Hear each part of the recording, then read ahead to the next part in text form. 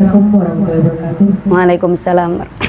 Baiklah Ibu, ada sebuah pertanyaan yang akan saya ajukan ke Ibu tentang mengucapkan husnul khotimah pada saat seseorang itu sudah meninggal. Apa itu tepat? Apa bagaimana? Kan kebanyakan kita kalau menyampaikan ada berita duka selalu kita sampaikan innalillahi wa inna ilaihi rajiun, semoga almarhum husnul khotimah. Dan sebaliknya saya dengar kita mengucapkan itu tidak boleh di saat seseorang itu sudah meninggal. Boleh kita ucapkan orang itu sebelum dia meninggal. Apakah seseorang itu husnul khotimah ataupun su'ul khotimah, hanya Allah yang tahu. Itu Bu pertanyaannya. Terima kasih. Assalamualaikum warahmatullahi wabarakatuh. Waalaikumsalam warahmatullahi wabarakatuh. Bismillahirrahmanirrahim. Ini pertanyaannya amat sangat bagus ya. Jadi bagaimana kemudian kita itu seharusnya mengucapkan husnul khotimah? Husnul khotimah itu doa. Makanya kalau kita bertemu dengan teman-teman, ya Allah semoga kita semuanya akhir hidup kita dalam keadaan husnul khotimah. Artinya ini sebuah doa, sebuah harapan siapapun umat Islam yang akhir hidupnya ingin dalam keadaan baik. Kemudian seluruh amal ibadah kita bisa diterima oleh Allah, itu namanya adalah akhir hidup yang husnul khotimah. Karena ada akhir hidup yang su'ul khotimah. Su'ul khotimah itu apa? Kebalikannya. Kalau begitu sebaiknya ini diucapkan kapan? Setelah orang itu meninggal dunia atau sebelum orang itu meninggal dunia?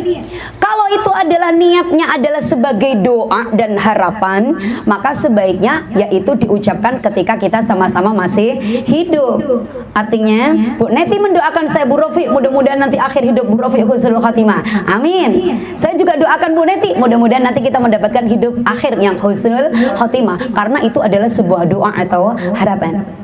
Nah bagaimana kemudian kalau ada orang meninggal tapi kita juga masih mengatakan semoga almarhum husnul khotimah? Artinya kalimat ini bukan lagi doa, kalimat ini bukan lagi harapan, tapi kalimat ini bagian daripada berbaik sangka atau berpositif thinking atas takdir Allah. Jadi menjadi berbeda. Jadi kalau kita ucapkan kepada orang yang telah meninggal dunia, artinya kita yakin betul karena orang itu dimintai saksi. Jadi apakah orang yang meninggal ini orang baik atau tidak?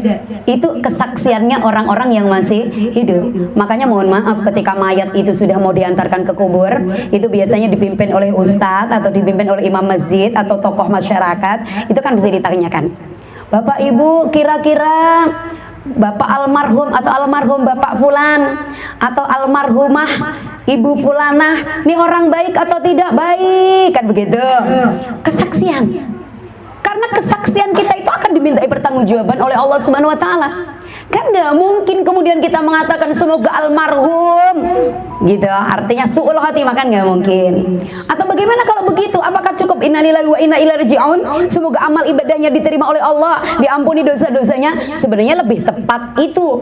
Tapi andai kata kemudian kita mengatakan semoga dia husnul khotimah, itu berarti kita menyatakan berbaik sangka kepada Allah bahwa meninggalnya orang atau meninggalnya si fulan atau fulanah itu kita berharap dalam keadaan husnul khotimah. Jadi seperti itu Bu Neti. Jadi sebenarnya tidak ada yang salah.